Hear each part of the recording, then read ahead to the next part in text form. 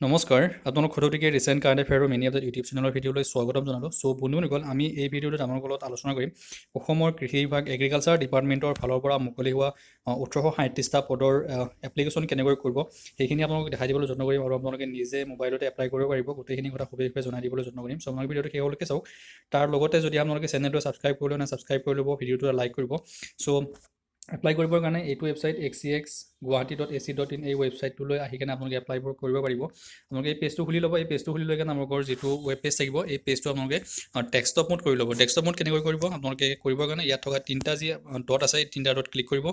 Click কৰি কেনে আপোনালোকে কি যাব গৈ কেনে ইয়াত যিটো আছে ডেস্কটপ ছাইট মোড সেইটো আপোনালোকে টিকমাৰ্ক দি দিব। টিকমাৰ্ক দিয়াৰ লগে লগে আপোনালোকৰ যিটো আছে ডেস্কটপ মোডটো অ'পেন হৈ যাব আৰু তাৰপিছত আপোনালোকে এনেকুৱা ধৰণৰ পেজটো অ'পেন হৈ যাব। তাৰপিছত আপোনালোকে চাওক এগ্ৰিকালচাৰ ডিপাৰ্টমেণ্টৰ এপ্লাই কৰিবৰ কাৰণে এইটো হ'ল আপোনালোকৰ এগ্ৰিকালচাৰ ডিপাৰ্টমেণ্টৰ লিংক হয় আৰু এইটো এডভাৰটাইজমেণ্টটো ইয়াত আছে। এডভাৰটাইজমেণ্টৰ বিষয়ে মই অলৰেডি যিমানকেইটা পোষ্ট আছে সেই সকলোবোৰৰ কিমান কি কোৱালিফিকেশ্যন লাগিব সেই বিষয়ে অলৰেডি ভিডিঅ' বনাই থৈছোঁ।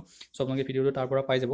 আৰু লগতে এইটো ভিডিঅ'ত মই আপোনালোকক ৰুৰেল বেকগ্ৰাউণ্ড চাৰ্টিফিকেট কেনেকৈ উলিয়াব বা কেনেকৈ বনাব সেই বিষয়ে আপোনালোকক দেখাই দিবলৈ যত্ন কৰিম। চ' আপোনালোকে ভিডিঅ'টো শেষলৈকে চাওক।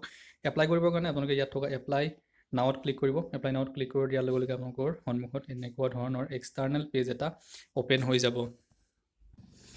চ' বন্ধুসকল, এইটো আপোনালোকৰ এক্সটাৰ্নেল পেজ যিটো আপোনালোকৰ ৰিডাইৰেক্ট কৰিলে সেইটো চাওক এগ্ৰিকালচাৰ আৰু horticulture department of directorate of agriculture. এপ্লিকেশ্যনটো কৰিবৰ কাৰণে এপ্লিকেশ্যন ফৰ্মত ক্লিক কৰিব। এপ্লিকেশ্যন ফৰ্মত ক্লিক কৰাৰ লগে লগে আপোনালোকৰ ইনষ্ট্ৰাকশ্যনৰ যিটো পেজ আছে সেই পেজটো অ'পেন হৈ যাব আৰু লগতে এপ্লিকেশ্যন কৰিবৰ কাৰণে নেক্সট ষ্টেপটোলৈ আপোনালোকৰ ৰিডাইৰেক্ট কৰিব।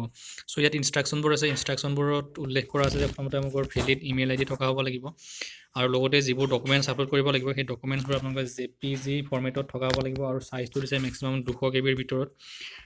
ফটোগ্ৰাফ আৰু ছিগনেচাৰৰ চাইজ দিছে ফটোগ্ৰাফৰ 35 KB মেক্সিমাম আৰু ছিগনেচাৰৰ 30 KB ভিতৰত হ'ব লাগিব। আৰু লগতে আপোনালোকে যিটো পাছৱৰ্ড এটা বহাব লাগিব সেই পাছৱৰ্ডটো আপোনালোকে পিছৰ পৰ্যায়ত আপোনালোক দৰকাৰ হ'ব। সেই পাছৱৰ্ডটো আপোনালোকে মনত ৰাখিবলৈ গ'লে চবক মই কেনেকৈ কি কৰিব লাগে সেইখিনি কথা কৈ আছোঁ।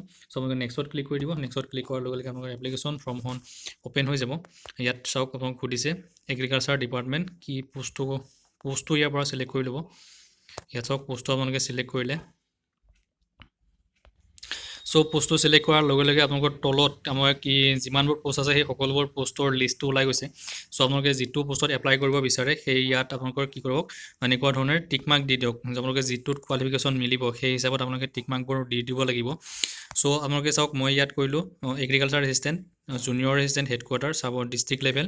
ষ্টেনোগ্ৰাফাৰ যদি আপোনালোকৰ চাৰ্টিফিকেট আছে তেনেহ'লে আপোনালোকে ষ্টেনোগ্ৰাফাৰটো কৰিব পাৰে। যদি আপোনালোকে ITI কৰিছে ITIত আপোনালোকে টেকনিচিয়ানত কৰিব পাৰিব। মেকানিক্সত যদি ITI কৰিছে মেকানিক্সটো আপোনালোকে চিলেক্ট কৰি ল'ব পাৰিব। আৰু গ্ৰেড 4ত এপ্লাই কৰিবৰ কাৰণে যিহেতু আপোনালোকৰ ক্লাছ 8 পাছ কৰা বিচাৰিছে তাৰ আপোনালোকে ক্লাছ 8ৰ মাৰ্কশ্বিটটো আপোনালোকে নিৰ্দিষ্ট স্কুলৰ পৰা আপোনালোকে লৈ ল'ব লাগিব যদি আপোনালোকে গ্ৰেড 4ৰ পোষ্টত এপ্লাই কৰিব বিচাৰে। চ' আপোনালোকে যদি গ্ৰেড 4তে এপ্লাই কৰিব বিচাৰে তেনেহ'লে আপোনালোকে এইটোতো টিকমাৰ্ক দিব পাৰে। টিকমাৰ্ক দিলে কিন্তু আপোনালোকে কি হ'ব আপোনালোকৰ যিখন ক্লাছ 8 পাছ কৰা মাৰ্কশ্বিট থাকিব সেই মাৰ্কশ্বিটটো তেওঁলোকৰ নম্বৰবোৰ বিচাৰিব আৰু লগতে সেই মাৰ্কশ্বিটটোত আপোনালোকে আপলোড কৰিবলৈ লাগিব। চ' বন্ধুসকল, আপোনালোকে যদি গ্ৰেড 4টো চিলেক্ট কৰে গ্ৰেড 4টো চিলেক্ট কৰিলে কেনেকুৱা ধৰণৰ হ'ব আপোনালোক মই দেখাই দিওঁ। চ' আপোনালোকে ইয়াত এইকেইটা চিলেক্ট কৰিলে পোষ্টকেইটা চিলেক্ট কৰিলে আপোনালোকে ছাবমিট বটনত ক্লিক কৰি দিব। ছাবমিট বটনত ক্লিক কৰাৰ লগে লগে আপোনালোকে এপ্লিকেশ্যন ফৰ্মখন ষ্টাৰ্ট হৈ যাব। চ' ইয়াত আপোনালোকে পোষ্ট প্ৰিফাৰেঞ্চ দিব লাগিব। চ' আপোনালোক মই তলত যিখিনি আপোনালোক মই কৈ আছিলোঁ যে চাওক ইয়াত যিহেতু আপোনালোকে গ্ৰেড 4টো চিলেক্ট কৰিছে গতিকে আপোনালোক ক্লাছ 8ৰ যিটো আছে সেই ইয়াত আহি গৈছে।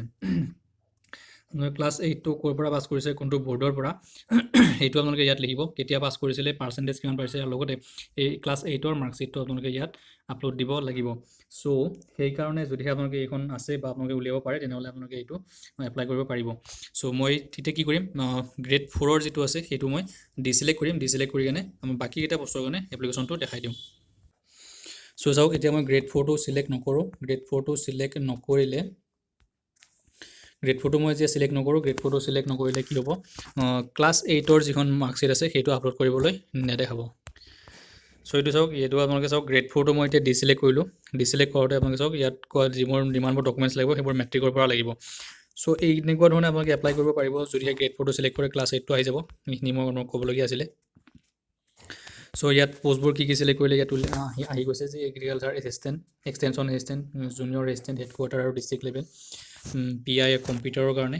চ' ইয়াত পোষ্টবোৰ আপোনালোকে চিলেক্ট কৰিব পাৰে কোনটো পোষ্টত কি প্ৰিফাৰেঞ্চ দিব সেইটো আপোনালোকে নিজৰ হিচাপত প্ৰিফাৰেঞ্চটো দি ল'ব।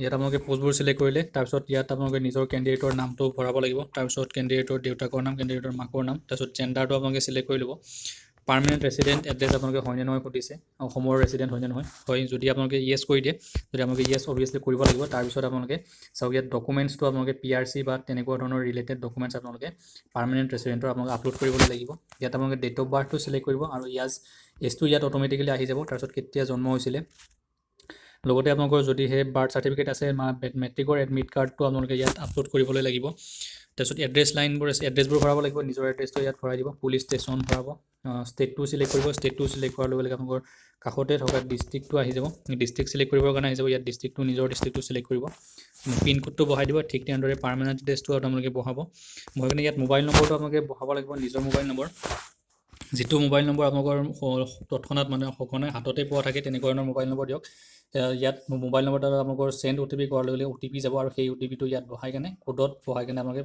মোবাইল নম্বৰটো ভেৰিফাই কৰি ল'ব লাগিব তাৰপিছত ইয়াত চাওক আপোনালোকে ইমেইল আপোনালোকে নিজৰ ইমেইলটো যিহেতু দৰকাৰ সেইটো ইমেইল ID টো দিব লাগিব লগতে হোৱাটছআপ নম্বৰ স্কাইপ ID আপোনালোকে যিটো স্কাইপ ID যদি আছে বা জুম ID যদি আছে তেনেকুৱা আইডিবোৰ দিব পাৰিব বা আপোনালোকৰ হোৱাটছআপ আইডিটো দিয়া মই প্ৰিফাৰেঞ্চ বুলি ভাবোঁ আপোনালোকে নিজৰ হোৱাটছআপ নম্বৰটো দি দিব তাৰপিছত সুধিছে are you citizen of India obviously আপোনালোকে ইয়াৰ পৰা ইয়েছ কৰি ল'ব চিটিজেন অফ ইণ্ডিয়া দিব্যাংগ হয় নেকি বা পাৰ্চনেল ডিছেবিলিটিছ আপোনালোকৰ কিবা আছে নেকি তেনেকুৱা যদি আছে ইয়াত চিলেক্ট কৰিব তাৰপিছত ইয়াৰ পৰা আপোনালোকে কেটেগৰীটো চিলেক্ট কৰিব যদি আপোনালোকে জেনেৰেল চিলেক্ট কৰে তেনেকৈ ইকনমিকেলি উইকাৰ ছেকশ্যন হয়নে নহয় সুধিছে যদি হয় ইয়েছ কৰিব নহ'লে ন' কৰিব তাৰপিছত আপোনালোকৰ এডুকেশ্যনেল কোৱালিফিকেশ্যন আপোনালোকৰ মাৰ্কছবোৰ ভৰাব লাগিব চ' ইয়াক সুধিছে যে মেট্ৰিক পাছ কোনটো বৰ্ডৰ পৰা কৰিছে সেইটো আপোনালোকে লিখিব কেতিয়া পাছ কৰিছিলে পাৰ্চেণ্টেজ কিমান আছিলে আৰু লগতে আপোনালোকে মেট্ৰিকৰ মাৰ্কশ্বিটখন ঠিক তেনেদৰে হাই ছেকেণ্ডেৰী আপোনালোকৰ কি ষ্ট্ৰীমৰ আছিলে ছায়েন্সৰ আৰ্টছৰ কমাৰ্চৰ সেইটো আপোনালোকে চিলেক্ট কৰিব চিলেক্ট কৰি কেনে আপোনালোকে চাওক ইয়াত দিব কোনটো বৰ্ডৰ পৰা পাছ কৰিছিলে পাছিং ইয়াৰ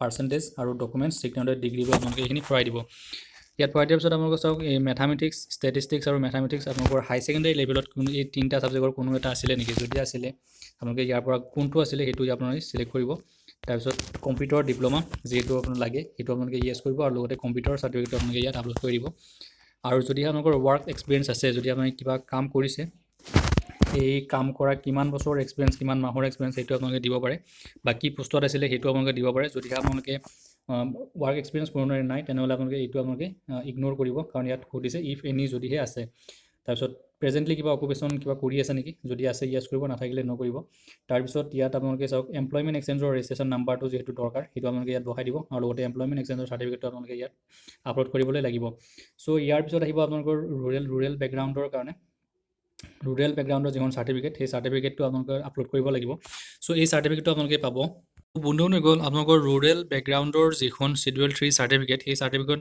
লেটেষ্ট নিউজত ইয়াত দি থৈছে এইখন আপোনালোকে ক্লিক কৰিলে ডাউনলোড হৈ যাব এইখন চাওক ইয়াত ফৰ্মেটটো আছে এইখন যদি আপোনালোকে ডাউনলোড কৰে চ' বন্ধু হৈ গ'ল এইটো হ'ল আপোনালোকৰ ৰুৰেল বেকগ্ৰাউণ্ড চাৰ্টিফিকেটৰ ফৰ্মেটটো আৰু সেইটো আপোনালোকে কেনেকৈ পাব সেইটো মই কৈ দিলোঁ এইখন আপোনালোকে প্ৰিণ্ট আউট কৰিব প্ৰিণ্ট আউট কৰি কেনে এইটো ফিল আপ কৰিব এইখিনি গোটেইখিনি ফিল আপ কৰিব ইয়াত নিজৰ নামটো নিজৰ মাকৰ নাম দেউতাকৰ নাম ভিলেজত কোনটো ভিলেজত হয় কোনটো গাঁৱৰ হয় গাঁও পঞ্চায়তৰ হয় কোনটো গাঁও পঞ্চায়তৰ ইয়াত লিখিব তাৰপিছত কোনটো মৌজাৰ আণ্ডাৰত পৰে ৰেভিনিউ চাৰ্কুলত কোনটো ৰেভিনিউ চাৰ্কুলৰ আণ্ডাৰত পৰে বা কোনটো ডিষ্ট্ৰিক্টৰ আণ্ডাৰত আপোনালোকে স্কুল বা কলেজখন আছিলে সেইটো আপোনালোকে এইখিনি ফিল আপ কৰিব ফিল আপ কৰি কেনে আপোনালোকে গাঁও পঞ্চায়তৰ বা ডেভেলপমেণ্ট ব্লক অফিচাৰৰ ওচৰত গৈ কেনে আপোনালোকে চিল চহী লৈ ল'ব তাৰপিছত চাৰ্কুল অফিচত গৈ কেনে আপোনালোকে চাৰ্কুল অফিচাৰৰ চিল চহী লৈ কেনে আপোনালোকে এইখন আপলোড কৰিবলৈ লাগিব চ' আপোনালোকে নিশ্চয় গম পালে যে এইটো স্থানত আপোনালোকে সেই ডকুমেণ্টছখন আপলোড কৰি দিব তাৰপিছত তলৰ পিনে আপোনালোকে নিজৰ ফটো আৰু লগতে ছিগনেচাৰটো আপলোড কৰিব লাগিব তাৰপিছত আপোনালোকে আহিব পাছৱৰ্ড দিবৰ কাৰণে পাছৱৰ্ডটো আপোনালোকে এটা ষ্ট্ৰং পাছৱৰ্ড দিব যিটো আপোনালোকৰ নোট কৰি ৰাখিব যিটো আপোনালোকৰ পিছত এডমিট কাৰ্ড ডাউনলোড কৰাৰ সময়ত দৰকাৰ হ'ব পাৰে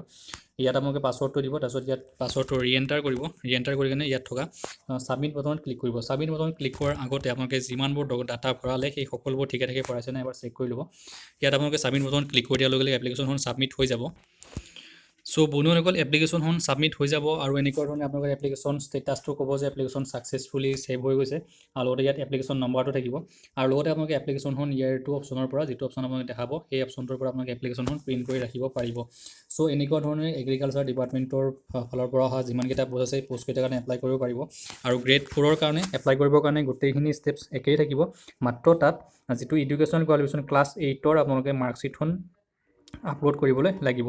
চ' এনেকুৱা ধৰণে এই পোষ্টকেইটাৰ কাৰণে আপোনালোকে এপ্লাই কৰিব পাৰে। চ' আশা কৰিছোঁ আপোনালোকৰ কাৰণে ভিডিঅ'টো ইনফৰ্মেটিভ হৈছে। যদি ভিডিঅ'টো ভাল পাইছে লাইক কৰিব, চেনেলটো যদি এতিয়ালৈকে ছাবস্ক্ৰাইব কৰা নাই ছাবস্ক্ৰাইব কৰি ল'ব আৰু বন্ধু বান্ধৱীৰ লগত শ্বেয়াৰ কৰি দিব। চ' আজিলৈ ভিডিঅ'টো ইমানতে সমাপ্ত কৰিছোঁ। আপোনালোকৰ দিনটো শুভ হওক। থেংক ইউ, ধন্যবাদ।